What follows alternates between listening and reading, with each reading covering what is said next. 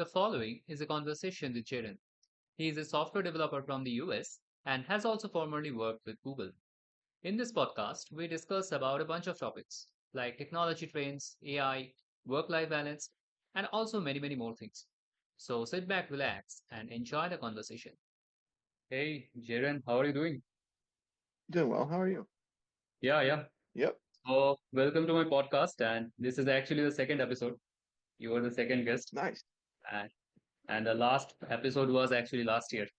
So I took some break actually. Uh, I'm not a pro podcaster, so it's the kind of like hobby. So I generally do coding and after corporate job and everything, I'm doing YouTube and sometimes podcast and these things. So Yeah. good to have you on my show and very nice to meet you. Yeah. Thanks for having me. I used to podcast myself. I think you can still find the podcast called Hacker Culture, and Mhm. I've not uploaded there in a very long time, but I have. I don't know, probably not 50 episodes, but something around there. But yeah, it was fun. Well, I did that. You mentioned in Twitter that you were doing that. Um, so yeah, let's see. I have just started it. Let's see how it goes. So the main purpose is to meet with developers and people with like-minded interests all around the world, and let's see what we can do together. And yeah, and also regarding the projects, so how what we are doing, how we can connect with more people, and how they are maybe interested in our project. So that is the goal. So Cool. so so to ask you, so what kind of programming or software work you do generally?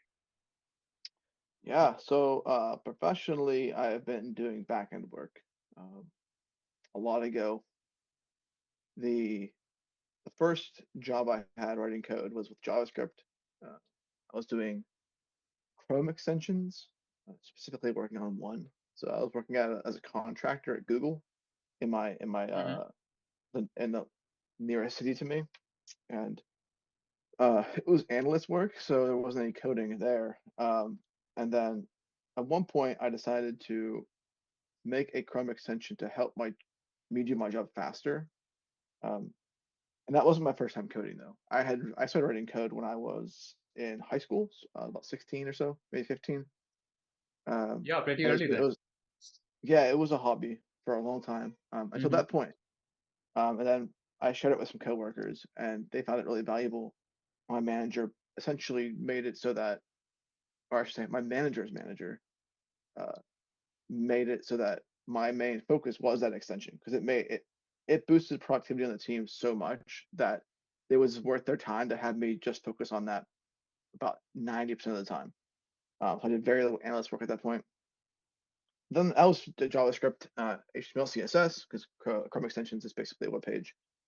So Hmm. that was cool. It kind of got me. It got me to a point where I said like, okay, I can do this as a profession. It's not just a hobby anymore. Because I can make things that are useful for people. And then I started learning Go around then as well. So I've been writing Go for probably 7 or 8 years now, almost daily. Uh, so my first job after that, after Google, was a company called Infor. Pretty big company. They think they have like 16,000 people. And that was working on a command line application for other So you developers at were the company. working in Intel, the computer chip company Intel. Oh, it was Infor. Okay. I thought it was Intel. Okay. That's okay. And then? Yeah. Yeah. So I was working on some kind of internal application there. Um, what that was doing was um, essentially doing AWS cloud formation before that was a thing. Um, so cloud formation didn't exist for when I first started this project, and so I was hired to maintain it. Did that for a few years, and got picked up by an app company working on an app for fashion bloggers. um, I was there for a long time. I was there for well, long time for programming, I guess. I was there for 3.5 years. And then they cut staff by a bunch this year. So I'm currently looking for a job, working on a new job. Um, Hmm.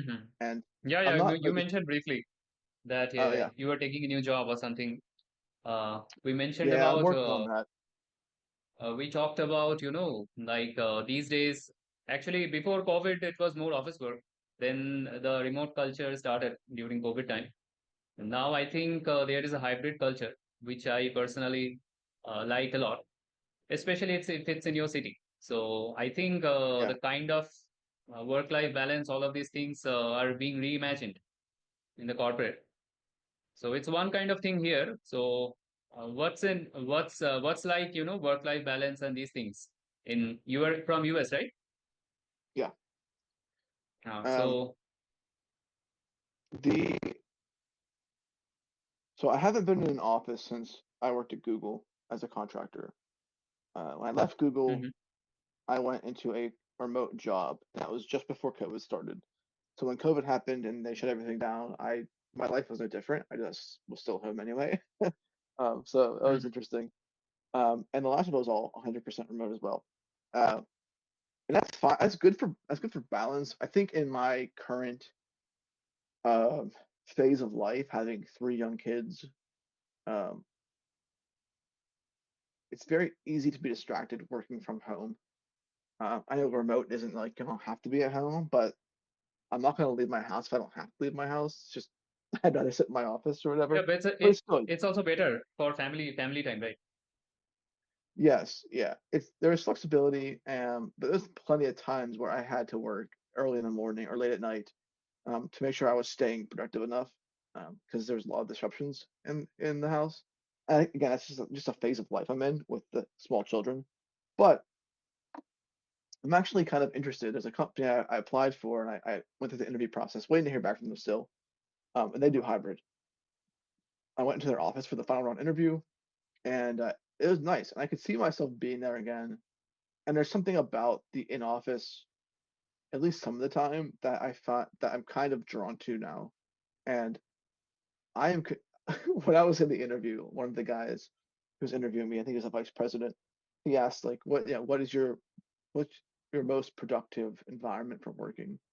And I gave I gave like a whole talk talk about where I'm at in life and how it's chaotic and noisy most time in my house because I got three young children, and how even though I'm used to being remote and working in those conditions, I would probably be more productive right now if I was in an office and not uh, fighting the distractions around me. Um, so I think it'll be a nice balance. So that in office some days, I can be home some days. That'll still give me some flexibility to be with the family more than otherwise would have been possible before COVID, um, which I like because I like to be able to take my kids places and do things with them. And if you're forced in an office 5 days a week from 9 to 5, like you don't have those Ah, you're opportunities right. anymore. Hybrid is actually very good. It is kind of the mix of both worlds, both remote and office. And I believe CEO type people kind of like when you say we want to work from office or something like that because they want to open offices. They have uh, they have made so many offices, so they definitely won't close it. So yeah, that is the thing. Also, since you worked with Google, so can you share like what is the difference in work culture in like a big corporation like Google compared to let's say small companies or startups? Yeah, that's a I know now that I like working with small companies. Startup and it's like early phase I haven't really been a part of yet, but I've been part of small companies. So Google's huge, right? But that culture is very unique. Because there's just a lot of because you're in office, or I was every day. There's a lot of leniency. It lets you take naps and stuff. Like there's a lot. It's a very different vibe than say where I was at after that in four. That was all remote, and in my opinion, that culture sucked. Like, it was awful. It's just there was no culture in my opinion. There was no.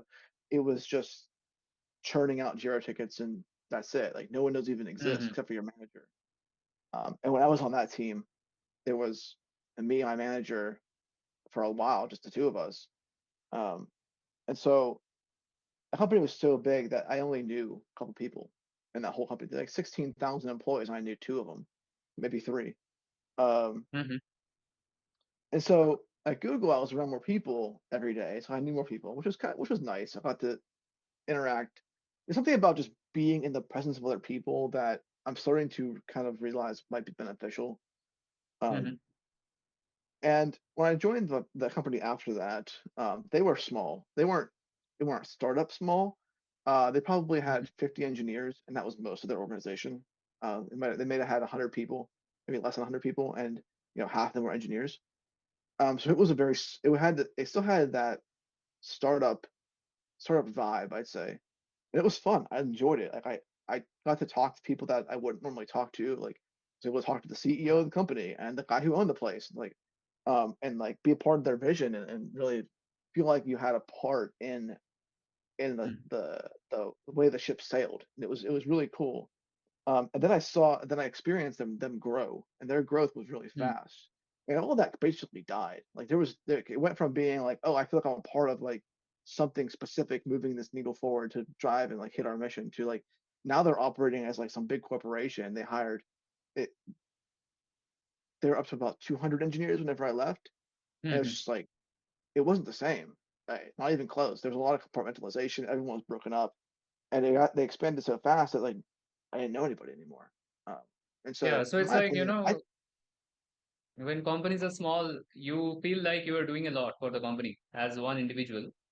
When it becomes big, you become a small cog in the large machine. So yeah there's kind of a difference in purpose, I think. In large corporations, people just, kind of spend their days for paycheck. In small, they're more active. That kind of thing, I believe, is there. Um, yeah, that's a so good that is point. one thing. I think Ah, that so people need to I th- figure out their purpose, right? Like why I'm working yeah here, etc., etc. So I think in small companies, they feel more like, being part of doing something good, something big. So in large yeah corp, it's like, if a person wants to be like clock in, do their job, clock out, and just kind of be left alone, then a big corporation is where you want to be, because you're going to interact with like maybe five people. And if you want to feel like you are making an impact and a part of a cohesive, I'll say word team, but team can be small though, like in big organizations. But if you want to be like the company has a mission, and you want to feel like what you're doing is actually contributing to that in a big way, small is where you want to go. mhm. Okay, so now to address the elephant in the room. So we were talking about software, many things. So now in last 2, 3 years, because we have lots of AI, many software engineers are kind of thinking this is the end of software engineering or whatever, whatever. AI will do everything, starting from code, debugging, testing, etc., etc., everything. And software is dead. I mean, software engineers are dead, may not be software. So, what is your take on this? Is it really going to happen, or it's like, some hype, or there is something, some sort of fear, existential fear, something like that, maybe? Yeah, I'm not afraid.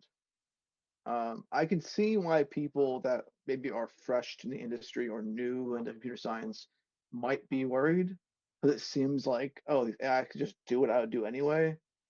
Um, if a person wants to churn out CRUD applications and that's all they want to do, then yeah, there could be some worry about like that's not going to be necessary anymore. Um, at some point in the future. I think it's a little early to say like, oh yeah, like we don't have to hire juniors anymore. Um, Even if AI can do a junior's job, it's still kind of foolish to me that a company would just get rid of all their juniors, because, or let's say all companies do that, because there's no one coming up through the ranks of like learning how to do things that seniors can do. And at some point, you're going to run out of people who can be seniors, because they're going to start retiring and stuff. And then Ah, what are they going to do? You're going to be stuck with a bunch of people who are junior engineers. That said, if if a junior engineer is having trouble getting a job because there's all they want are seniors right now for various reasons, um, what a junior should do is not so much drill leak code, though it's beneficial to practice those things so you mm, have a good understanding of how these things work. Um, Working on open source projects is probably going to be the best bet. Now, I don't mean like go try and contribute to Kubernetes, like just that's kind of too big. Um, mm, but just find projects that are maybe you use or are like somebody made a thing and you just want to help them out. Find a language that you want to get good at. So like if say you want to master Go, find some programming some repos on GitHub that are written in Go. Maybe Like use working them to in see how they passion work. projects with your friends, or some small app if somebody's making. That could be a thing too. I think there's more value in contributing to what already exists because then you get experience looking at code you didn't write, Hmm. making pull requests, having someone review your code, having to make changes to the code if they ask for them, and have that whole Hmm. process. Like that whole process that happens that of like getting your code into someone else's code base is exactly what's going to happen at your job when you get one. Hmm. Because like Yeah, no one's just right. shipping to master. Like, it doesn't happen. Yeah, that's correct. That's correct. So one more thing about AI is this AI is generating lots of code. But I think there is still one thing is that AI is not a human. It's in the sense a human has a lot of thoughts. If I do something wrong, I may be fired. I may go to jail. So they may not do certain things. But in case of AI, it's like it's a gray zone totally kind of thing. So that is one thing. I think I'm not sure what the companies are thinking. They may live in a different world, especially the top management. But that is one thing, right? Where I think human beings are still ahead of AI because they can take decisions which AI maybe generates only. Yeah, the generative AI is just not. It's not a replacement yet. It's just not there. From what I've used it for, and like I get really good results from AI. Like I can tell it to do Hmm. things, and then like it does really really well. But at the same time, it's Yeah. just something's just not. There's something different about it that just doesn't seem like it's going to be. It can't replace us yet, and I think it has to do with it's artificial. Like it's mimicking a human's intelligence, Huh, huh, huh. and Yes. It's not the human conscious. brain is so yeah the human brain is so complex. And there is something like you mentioned consciousness there. Like that's something else that like science can't really put a finger on like what that is. They have some ideas, this is the last time I checked at least, some theories around it, Hmm. but it's like there's something else about being human that the artificial intelligence just cannot have. At least doesn't seem like it can have at this point in time. Huh. I mean, it is not living. It's not life in that sense. Like human beings have life. Something is there. We are not sure what this is. Something is What there. about also the experiences that humans have? Like whenever you and I are doing things and we're writing code, like we have all of our life experience there to formulate our decisions and ideas, all of our connections in our brain. Um, Hmm. and AI is like, okay, it learned on all of this Hmm. stuff, all this data, but it didn't really have experiences. There's no Hmm. Hmm. Hmm. the network is different. It's like it's artificial. So like it's constructed and whatever you feed into it with what's going to come out. Like and in some regards, they're almost all the same because they're getting all the same data. Whereas you and I are Yeah. So different the people, we have different experiences. basic difference is like AI is computing numbers and adjusting networks, but we are not sure if human beings are doing the same or not. Like in our Yeah, brain, are we adjusting numbers or we are doing something else? Experience AI doesn't have experience, that's for sure. It's mimicking experience. So yeah, that is one thing. It's different from humans for sure. But how much jobs it will eat up or maybe create, that is something we should see. I will see that maybe going forward. Now is not the time. And but one thing is for yeah, sure, AI is helping a lot of people learn faster. So for example, also implement projects faster. That has happened. For example, in my YouTube also, so many things I'm just doing with AI, like maybe something with video editing or like in this stream only. NVIDIA broadcast is clearing noise, uh, many things. So it has made lives easier for many people. That's for sure. yeah. The speed at which someone can make something is Hmm. really nice, and that's still a thing though that the person has to have the understanding and experience to know if that thing's being made is good.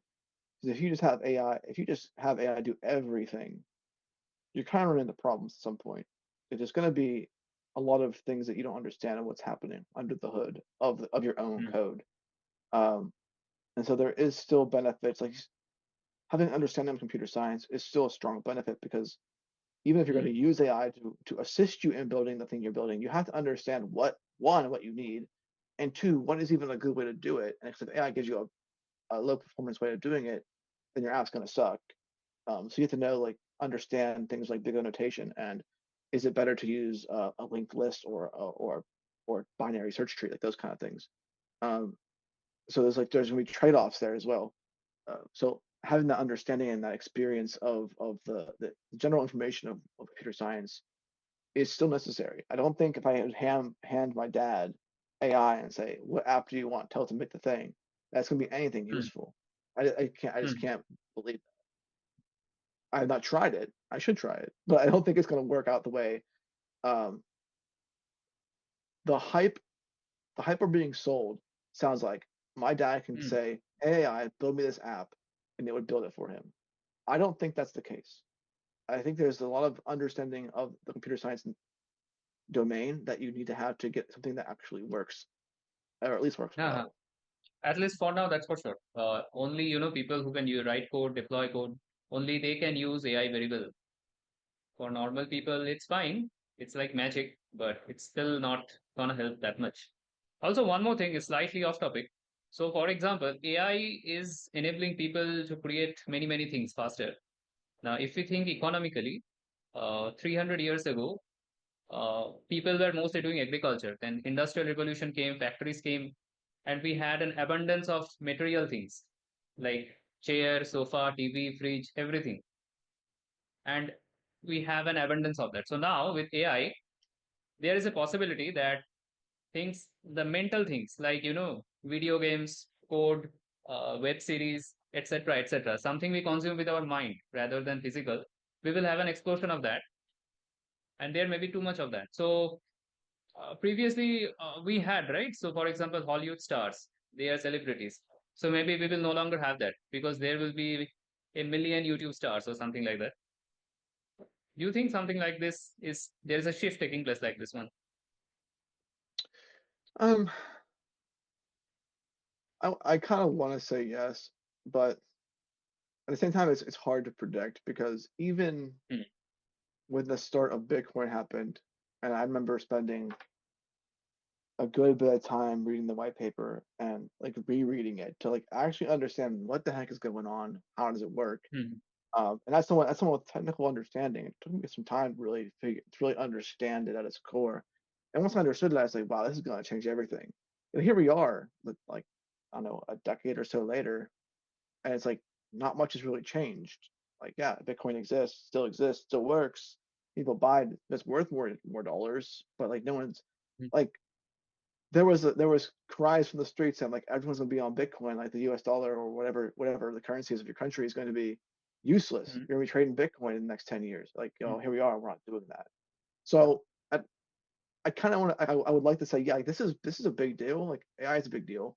It's going to change a lot of things, but is it going to be industrial evolution size change? Like, there's a Hmm. chance.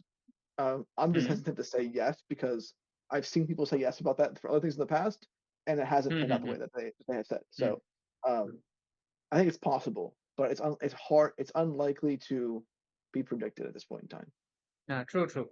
If we heard the same for Web3 and these things 4 5 years Yeah, ago only, that yeah, everything will be in Web3, everything will be decentralized. Facebook will no longer be there because people will do some social media also came in Web3. People will use that, but didn't happen. So let's see where it goes yeah. with AI. There's a So reason yeah, why so Mastodon didn't beat Twitter. yes. So yeah, so taking things on a lighter note, and also maybe lastly, I would like to ask you, like, what do you recommend? So developers take a lot of stress, I believe. They do a lot of code, you know, they are too much stuck in the computer. Now, computer light is also not, that good for your eyes and so many things. And devs are like stuck there. So what do you recommend, like developers and people in general should do? Like we are kind of becoming a computer obsessed society or societies, at least in many countries that is the case. So what do you Yeah. say we should do instead? Well, there's a bunch of things I do to for certain reasons. So when it comes to like actual computer usage, ergonomics is key.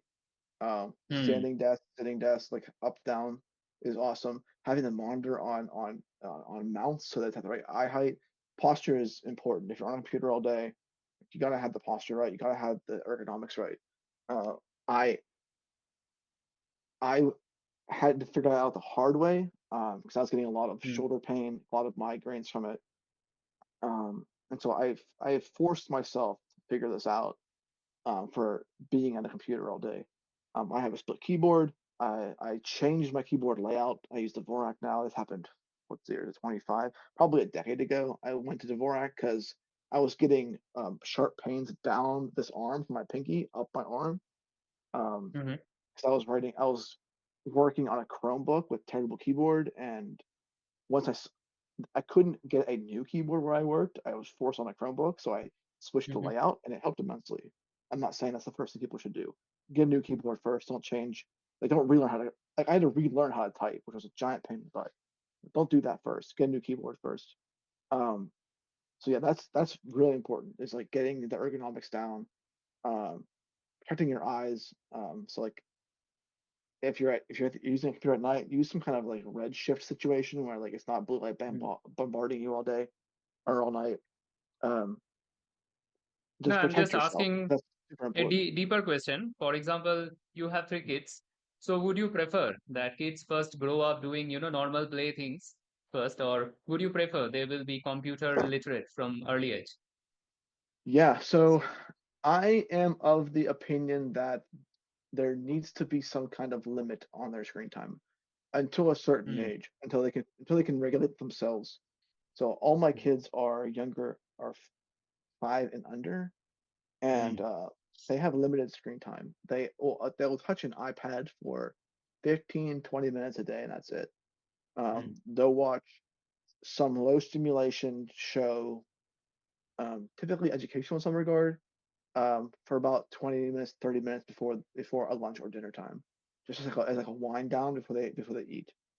So very very cognizant of that. I do. They will not have a smartphone for a long time, 100%. mm, But that said, I do want them to learn computer science. I want them to be able to understand what programming is. And so as they get older, my oldest kid turned 5 in December. I'm thinking about how can I introduce this kid into programming and computer science because he might want to do that. That'd be great.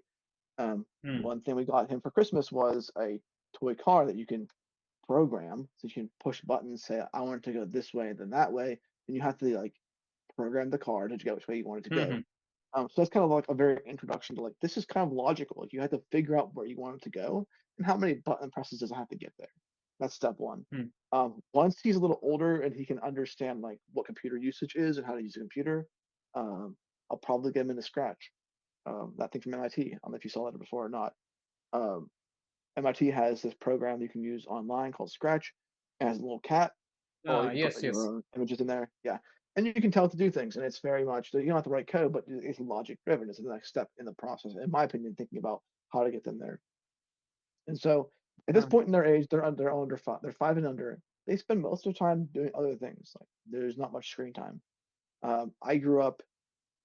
I was born in '88. I grew up in the '90s and 2000s. I was on a computer pretty much all day, every day from like mm, 2000 on.